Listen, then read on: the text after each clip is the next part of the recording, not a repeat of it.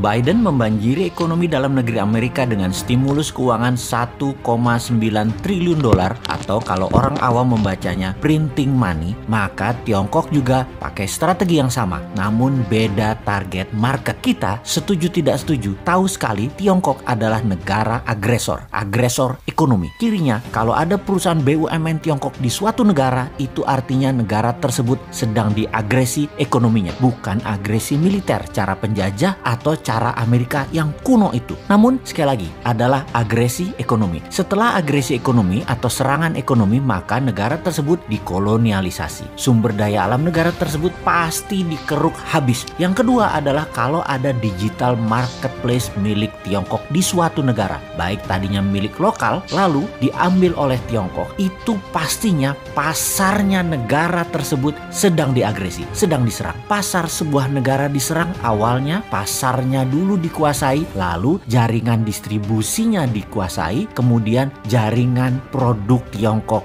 masuk. Kemudian ketika sistem pembayaran non-tunai asing masuk atau pembayaran non-tunai milik lokal kemudian dicaplok Tiongkok langsung atau tidak langsung, ini artinya sistem keuangan negara tersebut sedang diagresi. Semua ini terbungkus rapih dengan propaganda manisnya nanti ekonomi suatu negara tersebut jika bergabung dengan Tiongkok nantinya akan indah. Itu janjinya mereka, itu persepsi yang diberikan oleh mereka. Tapi nanti negara tadi suatu hari mereka jadi tua. Nanti negara yang diagresi tadi jadi kurus. Negara yang dikoloni jadi jelek, tak terawat karena nggak ada biaya maintenance, nggak ada biaya krim malam, nggak ada biaya sunblock, nggak ada biaya PRP, nggak dikrimbat rambutnya, nggak dipilates bodinya, nggak dikasih makan sehat tubuhnya. Begitu tua, jelek, penyakitan, pindahlah Tiongkok tadi cari bini baru. Sama, nggak bakal dirawat juga mereka. Ya dipakai terus aja sampai kering. Sedulur, perlukah kita urai apa sih yang negara tersebut atau negara selir-selir Tiongkok itu dikerjainnya? Juga ada pertanyaan, kok banyak sih negara mau jadi selirnya dan harus melayani kaisar Tiongkok tersebut? Strategi ekonominya ya sama seperti informasi di awal, dengan printing money. Itulah mengapa kita katakan berkali-kali, siapa negara yang pakai MMT? Ya hanya Tiongkok dan Amerika. Negara lain pakai teori ekonominya Adam Smith, pakai John Maynard Keynes, pakai ilmu-ilmu itu dah. Lalu bagaimana cara agar setelah SDA sebuah negara sudah di tangan, agresi berikutnya adalah pasar digital atau marketplace, dan setelah itu apa lagi? Yang dilakukan adalah mencekik ekonomi kelas bawah dengan mendapatkan dolar dari negara yang diagresi agar kering mata uang internasionalnya, agar kering mata uang multi currency negara yang diagresi tersebut. Tiongkok memberikan insentif di dalam negerinya. Insentif setiap dapat dolar dibayar renminbi 3 kali lipat. Misalnya baju batik dicetak di Tiongkok, dijual di marketplace. Batik Indonesia, buatan Indonesia, harga pasarannya adalah Rp150.000 untuk atasan. HPP Garment di Solo katakan Rp80.000. HPP ini harga pokok di mana-mana di seluruh dunia ya 11-12 lah. Pasti orang semua bahannya sama, hitung-hitungannya pasti sama. Di marketplace tadi dijual Rp50.000 loh atasan tadi. Itu pabrik di seluruh dunia juga bingung. Mereka bisa jual Rp50.000 di bawah HPP. Apa untung? Jadi panik lah para reseller. Borong barang Cina tadi, borong barang Tiongkok tadi, jual di offline,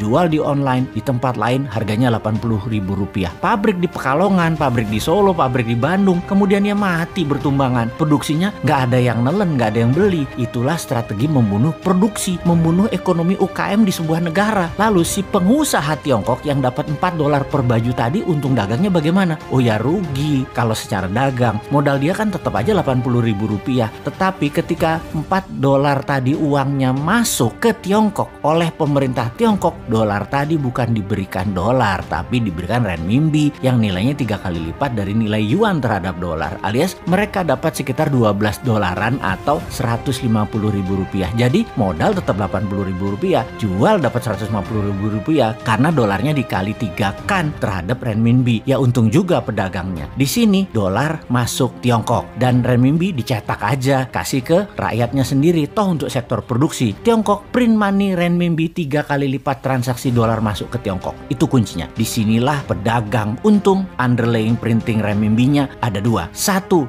dolar yang nilainya sepertiga, sisanya manufaktur Tiongkok, sektor produktif, nggak bakal inflasi. Itulah teori MMT. Dengan satu strategi printing money, Tiongkok dapat dolar, Tiongkok dapat meningkatkan produksi, Tiongkok mematikan UKM negara koloninya, dan bisnis Tiongkok terus menyedot wilayah-wilayah lainnya lagi. Simpel kan bernegaranya mereka? Kok beginian aja nggak bisa ditiru? tiru sih? Tempe bener. Nyampe nggak sih ilmu beginian ke pejabat ekonomi dan keuangan negara? Oke lah, sing sabar ya kaum new mind. Kita nonton aja old mind mainin negara. Walau nggak enak nontonnya, agak wagu, kikuk.